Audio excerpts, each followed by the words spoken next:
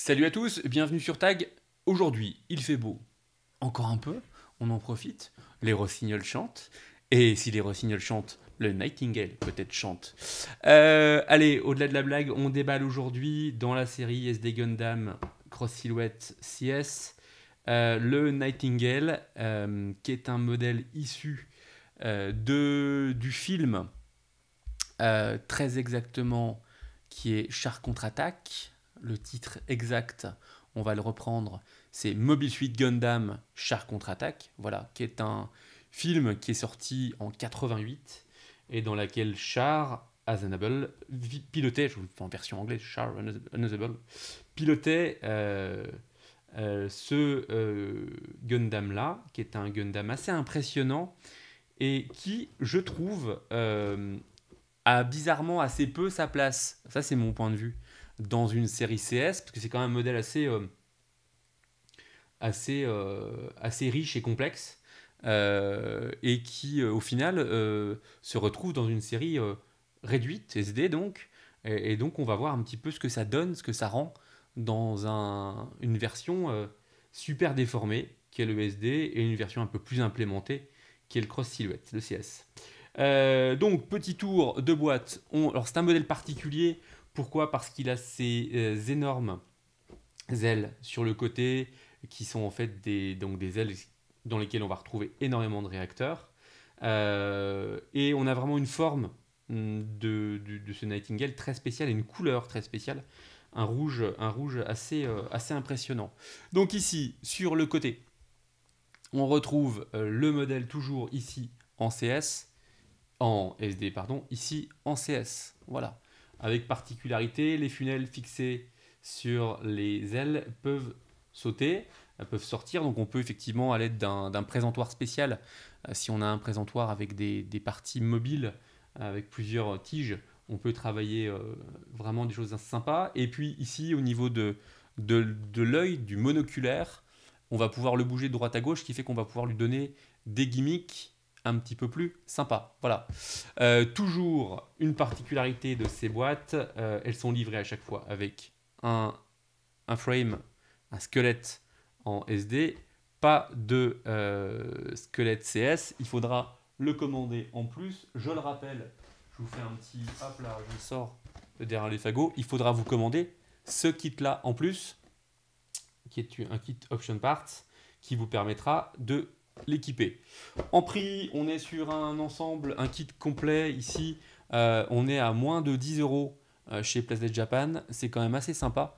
Hors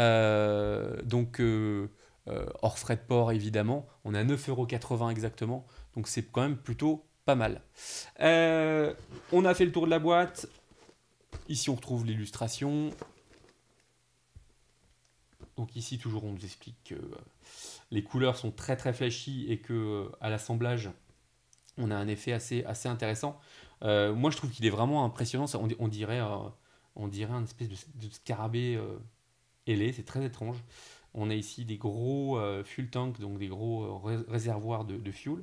On en a trois ici. On en aura deux encore en dessous, sous la jupe, entre gros guillemets. Donc, c'est un modèle qui est sorti, si je ne m'abuse, au mois de juin, très exactement. Et on va ouvrir la boîte. Hop. Donc dans la boîte, on retrouve un, 2, 3 et 4 sachets, ainsi que la notice. Hop, on met ça de côté. Pomme. On va commencer par le plus gros sachet. Attention. Tac. Donc, un sachet uniquement composé des pièces rouges. Un rouge impérial assez magnifique. Voilà. Donc on retrouve ici, sur la plaque B1, la jupe arrière, justement. Alors, il y a un soleil dans mon bureau qui fait que on est plutôt sur un rouge plus foncé, hein. Ici, donc, on a la jupe arrière. Ici, on a le casque. Ici, on a la partie des boots, des bottes, le bouclier qui est ici. Donc, voilà pour la grappe B1. La grappe B2, elle, reprend une première L. Un wing binder, exactement l'expression.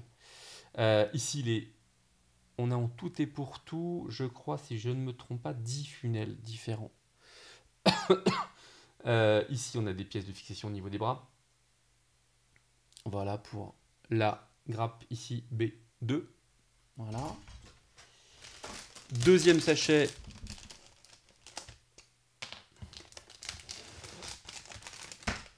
Je vous le fais dans l'ordre d'ouverture. Hein. J'essaye en tout cas. Toc, avec justement ici les 5 fuel tanks, les 5 réservoirs de fuel. Donc ici, on en a 3 pour la première partie et 2 qui seront en partie arrière sous la jupe. Voilà. Donc, grappe C. Quelques stickers, ma foi, assez jolis, où on retrouve le logo. Voilà. Et ici, les pièces grises, où on retrouve le gun, une partie des énormes réacteurs qui sont donc sous les ailes, sous les wing binders, la partie interne du bouclier, et ici une pièce qui va vous servir quand vous êtes en CS. Cette pièce-là va vous servir de pied et vous permettre de mieux tenir l'arrière, parce que la jupe est importante. Je vois pas d'autre nom que la jupe est importante.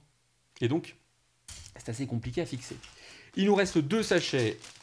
Hop, l'avant-dernier. Alors, il est composé de... Première pièce, c'est donc la pièce translucide du monoculaire. Voilà. Qui est d'un vert bien flashy. Allez, fais le zoom. C'est pas mal. Voilà.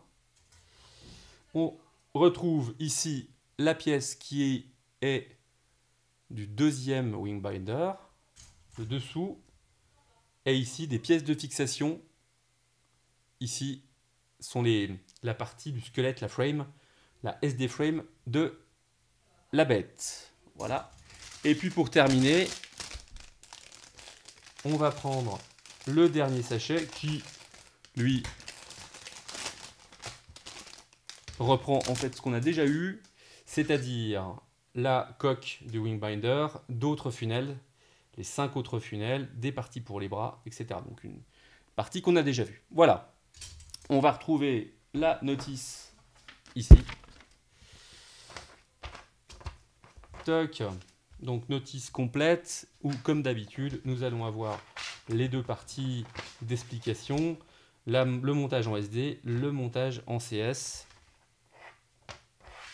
et la partie couleur qui va bien nous expliquer comment faire tout ça. Voilà pour cet unboxing. On est parti. Merci beaucoup de m'avoir suivi. À bientôt. Salut.